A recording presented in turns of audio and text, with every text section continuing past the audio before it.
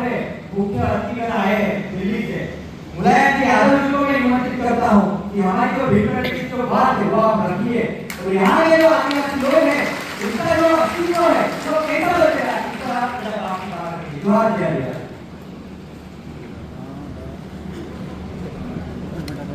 मला पण निघत माझं हो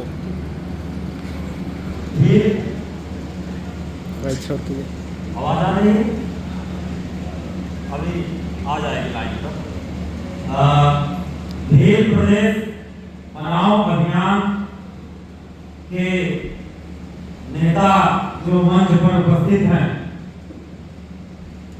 और हमारे पूर्व हमारे नायक जिनकी तस्वीरें आप देख रहे हो और बहुत से लोग हैं जिनकी तस्वीरें नहीं हैं लेकिन हमारे इतिहास में उनका नाम स्वर्णिम अक्षरों में है।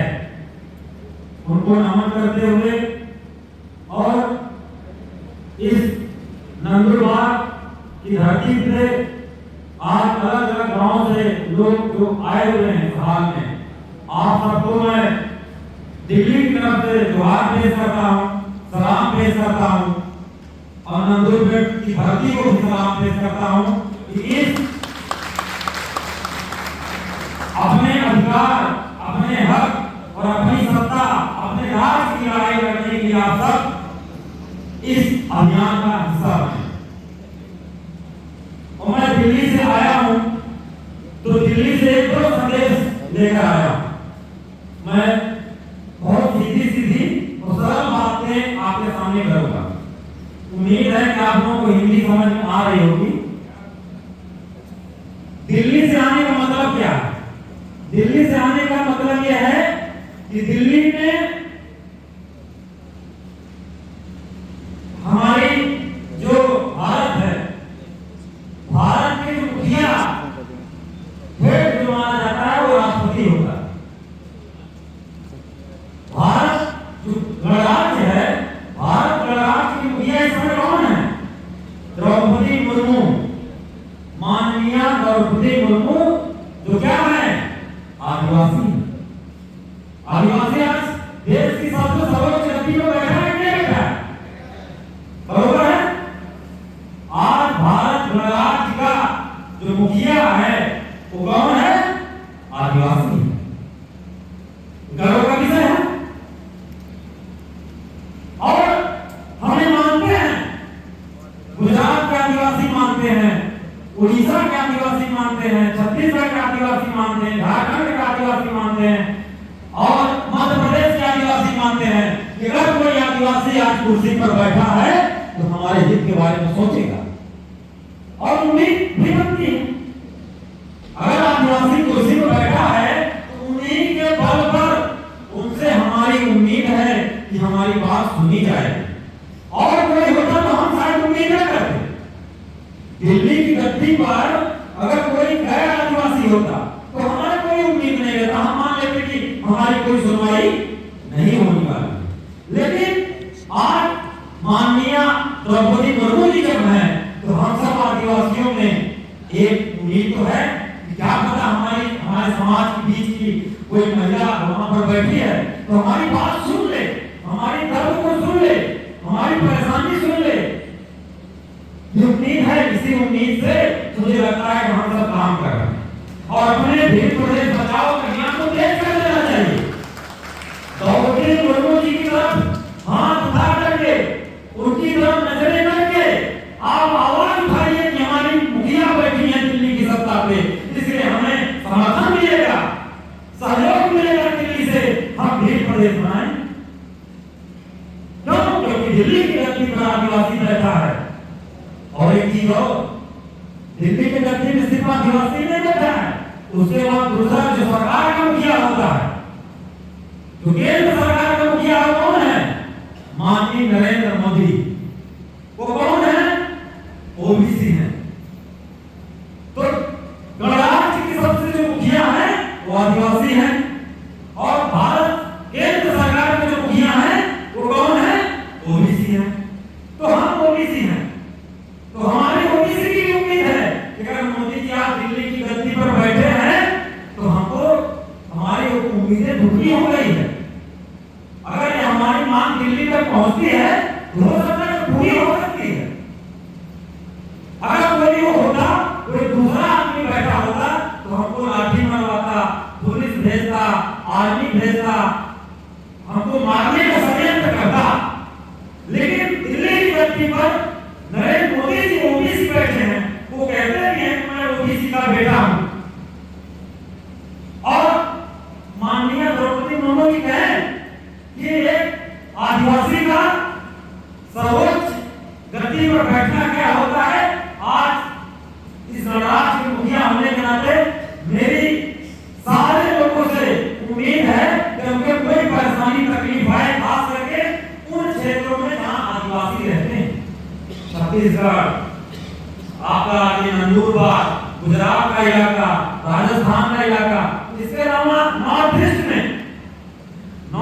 के जो राज्य हैं, झारखंड का राज्य है, उन सब से उन्होंने वादा किया कि अगर इन क्षेत्र में रहने वाले जो आदिवासी हैं, अगर उनको कोई तकलीफ है, पीड़ा है, तो सीधे हमसे संपर्क कर सकते हैं।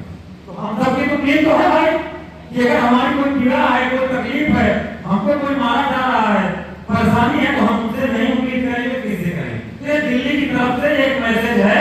इस समय दिल्ली की गद्दी पर आपके लोग बैठे हैं जो आपके लिए कह रहे हैं कि हम आदिवासियों के लिए काम करेंगे, हम पिछड़ों के लिए, हम जब गद्दी पर बैठेंगे तो पिछड़ों के लिए काम करेंगे। तो ये उम्मीद है आदिवासियों का। इसलिए भील प्रदेश बनाओ का अभियान जोर शोर से गांव-गांव में तेज कर देना चाहिए और राष्ट्रपति द्रौपदी मुर्मू का नाम लेकर तेज कर देना चाहिए, ताकि ये मैसेज जाए कि हमारे समाज के लोग वहां पर बैठे। इससे दो चीजें होने आएगी। क्या होगी? क्या जो रियल आदिवासी बैठा है या नाम मात्र का आदिवासी बैठा है? क्या रियल ओबीसी बैठा है या नाम मात्र का बैठा है? वो कैसे अप्लाई करना पड़ेगा ना। हम इस बार चेक करेंगे, ये प्रदेश अभियान के जरिए चेक करेंगे कि हमारा नेता हमारे लिए बात करता है नहीं करता है, हमारे भारतीय गणराज्य की मुखिया हमारे आदिवासियों के हित में काम करती हैं नहीं करती हैं। आप भी प्रदेश के डेलीगेशन दिल्ली भी जाए, राष्ट्रपति से मिलने जाए और अपने दर्द को, अपनी पीड़ा को रखने जाए, तभी आपको पता चलेगा कि हमारा नेता कैसा। ये तो दो बातें मैंने कह दी।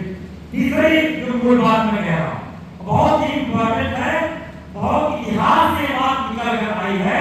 प्रकृति का नियम है कि जो प्रजाति एकजुट रहती है, जब जब हमले उस पर बने हैं, जब जब कोई परेशानी हुई है, जो प्रजाति एकजुट रही है वही बची, नहीं तो मर गई। पक्षी है, जो पक्षी, जो जानवर एकजुट होकर के अपने कबीले को बचाया वही बच पाया। जो एकजुट नहीं रहा वो धीरे धीरे करके मार दिया गया।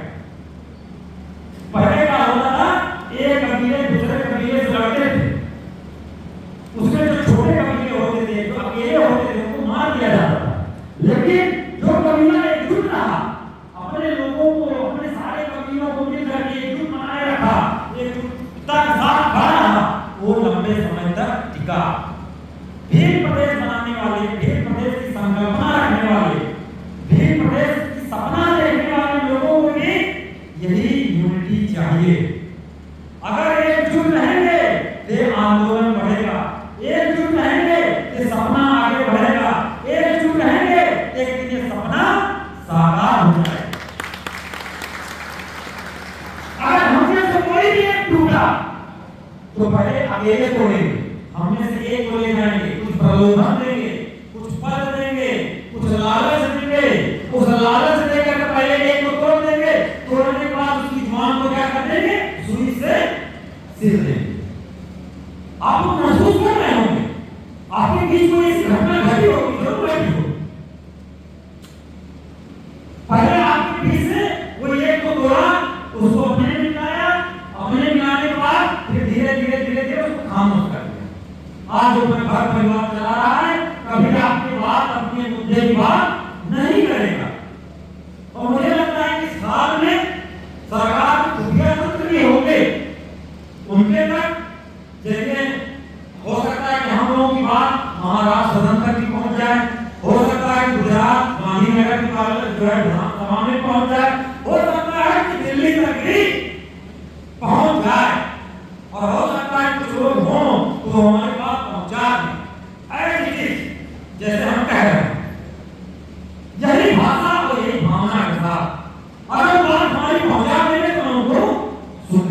उनका। उनका एहसान मंद रहूंगा कि यहाँ कोई सम्मेलन हुआ तो हमारे पास मीडिया है नहीं, कोई टीवी तो है नहीं, यहाँ आए अपना कैमरा ले आए और यहाँ से दिल्ली में प्रसाद कर देते देश में नहीं है। हम कमजोर लोग हैं, निर्दयी लोग हैं, इतनी ताकत नहीं है कि हमारी बात को कोई मीडिया, कोई चैनल, कोई टीवी बताए कि नंदुरबार में आदिवासी लोग अपना पीड़ा व्यक्त कर रहा है, अपनी मांग उठा रहा है, उसकी कोई सुन लो।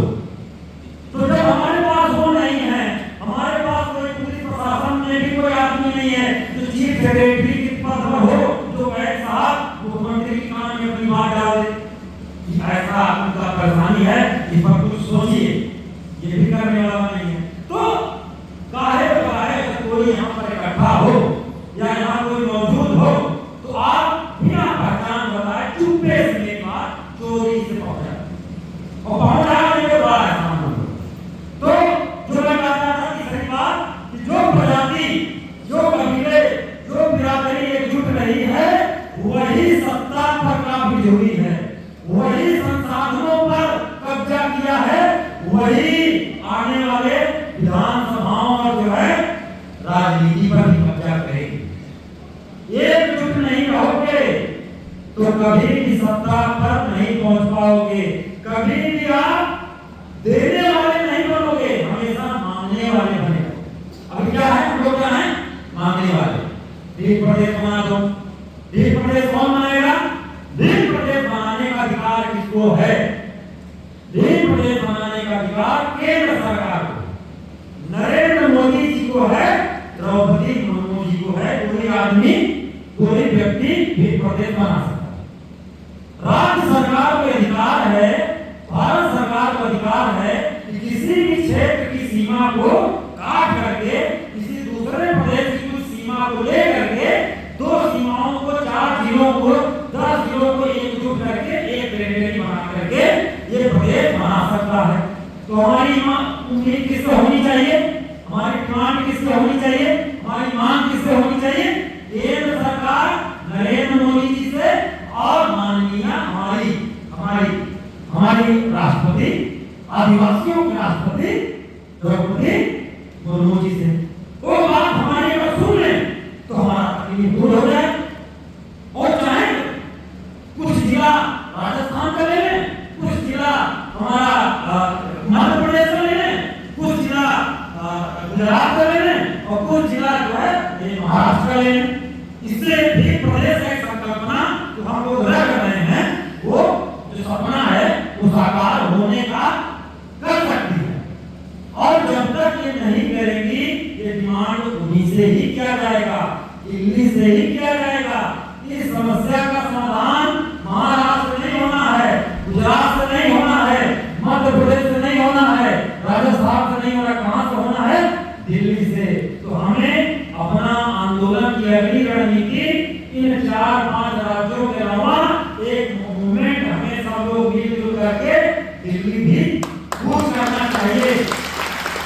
बसों में भर करके अपनी बातें मनवाने के लिए आपको दिल्ली तक जाना पड़ेगा, तभी आपकी बात मानेंगे, नहीं तो नहीं मानेंगे। ये तीसरी बात हो गई कि बात कैसे मनवानी है, किससे डिमांड रखना है। तीसरी बात यह है, हमारे अभी उत्तम भाई और दूसरे वक्ताओं ने ये बात कही कि आज किन चीजों पर आदिवासी का हमला है, यह आदिवासी कौन है, किसे आदिवासी कहा जाए, आदिवासी की पहचान क्या है, आदिवासी की संस्कृति क्या है, यह सबसे पहले हमें बताना पड़ेगा।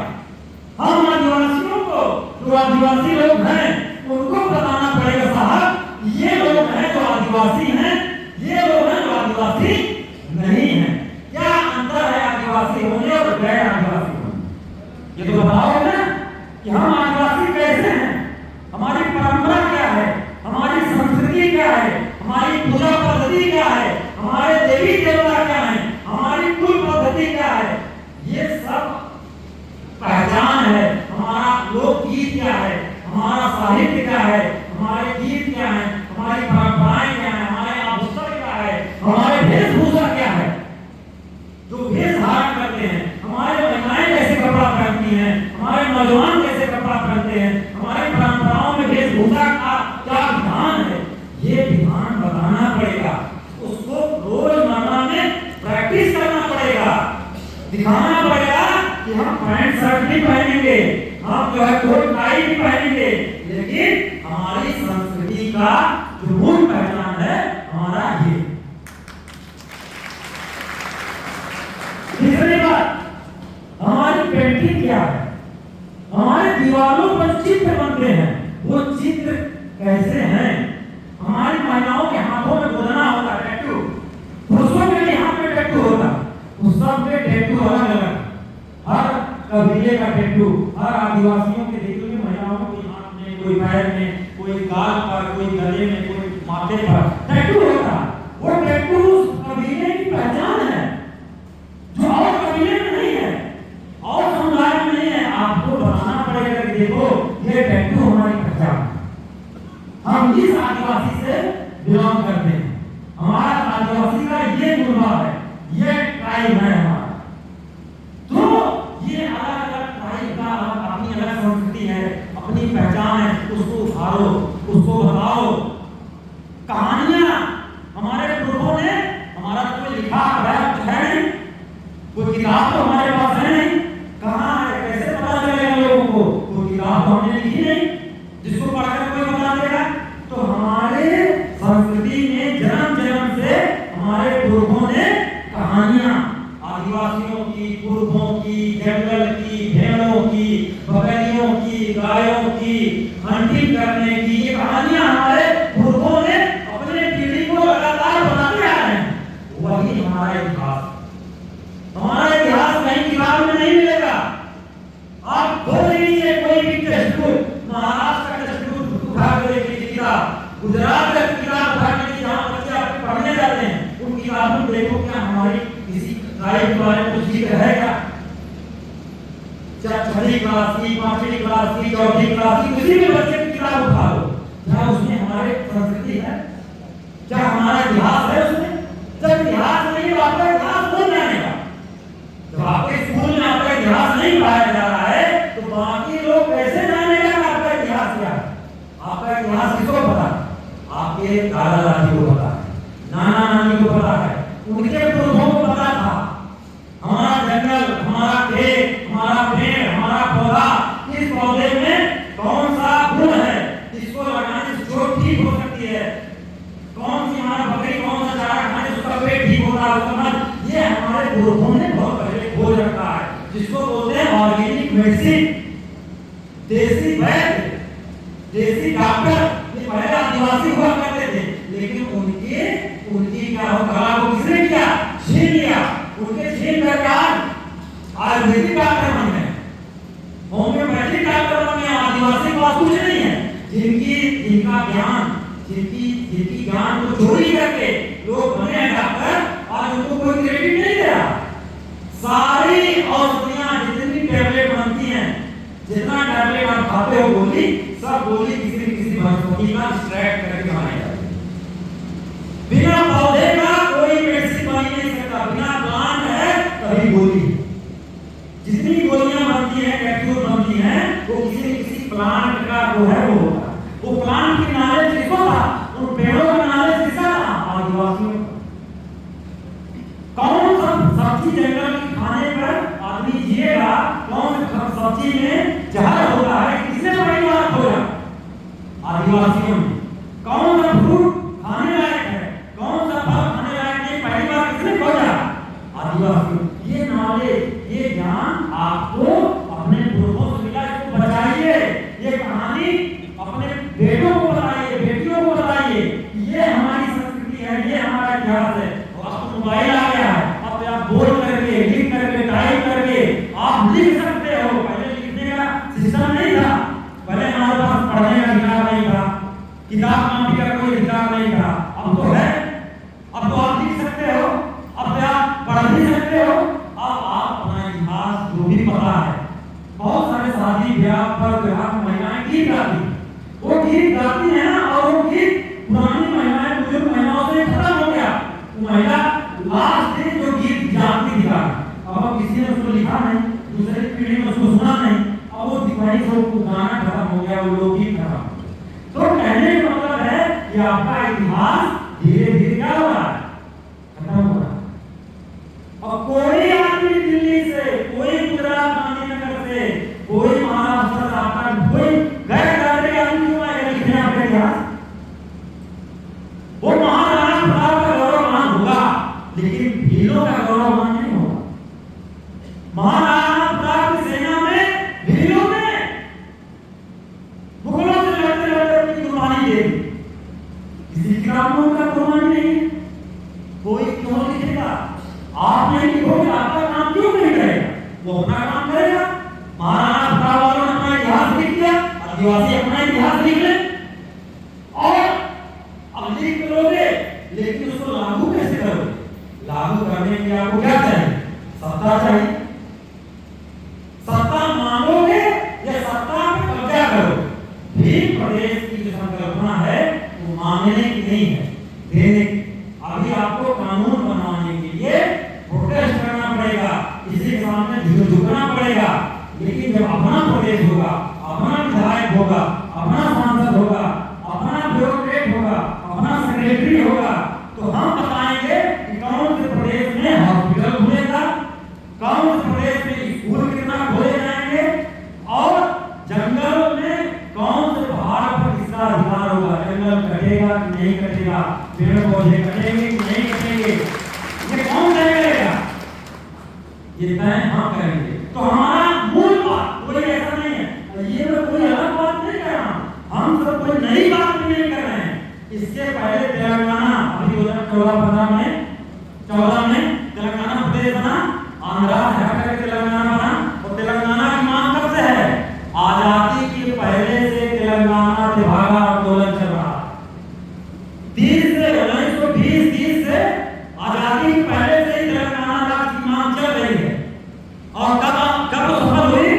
2014 में जाकर। तो मेरे नौजवानों, हो सकता है कि हम लोग बूढ़े हो जाएं लड़ते लड़ते, लेकिन इस आंदोलन को मत मारने दें। इस आंदोलन में कुछ लोग आएंगे, कुछ लोग बिक जाएंगे, कुछ लोग किसी पार्टी में चले जाएंगे, उनको बोलना कि जिस दिन तुम्हें पार्टी में जाना है, भील प्रदेश आंदोलन से अलग हो जाओ, चले जाओ। भील प्रदेश के आंदोलन को मत बेचो, हमारे लोगों की शहादत को मत बेचो। तुम्हें राजनीति करनी है, शौक करो, सबको हक है, किसी को आंदोलन करने का हक है, अपना इतिहास बचाने का हक है, अपनी परंपरा बचाने का हक है, अपनी संस्कृति बचाने का हक है, किसी को राजनीति करने का भी है। हमारे देश से किसी आदिवासी को भाई विधायक बनना है, वो नगर पंचायत का अध्यक्ष बनना है, तो शौक से बने, वो जाए करे, लेकिन अगर हमारी बात वहां जाकर करेगा तो उससे समर्थन भी देंगे। अगर कोई हमारे बीच से कोई भी व्यक्ति जा करके किसी पार्टी में नाम नहीं लेना चाहता, किसी भी गुजरात महाराष्ट्र के जितनी भी पार्टियां हैं, उन पार्टियों में जा करके यह बात कहे कि साहब हमारी मांग है और हम इसकी बात अपनी पार्टी में करेंगे। अगर उसकी वो पार्टी उसको आजादी देती है तो बात हमारी कहे, तो भील प्रदेश आंदोलन में जो लोग हैं उस पर विचार करेंगे कि हमारी बात अगर कर रहा है, हमें इसको सपोर्ट करने की जरूरत है कि नहीं है। अगर हमारी बात भी नहीं कर रहा है, वो अपनी बीवी, अपना बच्चा, अपना परिवार का भला देख रहा है, तो भील के लोग, आदिवासी लोग क्यों उसको समर्थन करेंगे? अगर समाज का समर्थन नहीं कर रहा है, समाज की बात नहीं कर रहा है, समाज की पीड़ा की बात नहीं कर रहा, तो ये आदिवासी को क्यों समर्थन करेगा? आज देखिए जो भी पाटीदार आंदोलन हुआ, पाटीदारों ने अपना एक नेता खड़ा किया, अरे वो नेता आजाद में बिक गया उधर जाकर, लेकिन उसने अपना आंदोलन खड़ा किया, पाटीदारों ने मांग रखी कि हमारा आरक्षण होना चाहिए, उन्होंने भी मांग रखा आरक्षण का, पाटीदारों का आरक्षण होना चाहिए। पाटीदार के नेता बिक गए, वैसे इसकी पूरी उम्मीद है कि आप में से कोई नेता बिक जाए, मान लीजिए मत रहिए, भरोसे मत रहिए, लेकिन नौजवान जो ईमानदारी से अपनी संस्कृति बचाना चाहता है, अपनी पीढ़ी बचाना चाहता है, उसको इस परंपरा को, इस आंदोलन को जिंदा रखना। और मैं गारंटी के साथ कह रहा हूं कि ये नियम है, जो एकजुट रहेगा तो एक दिन कामयाब होगा।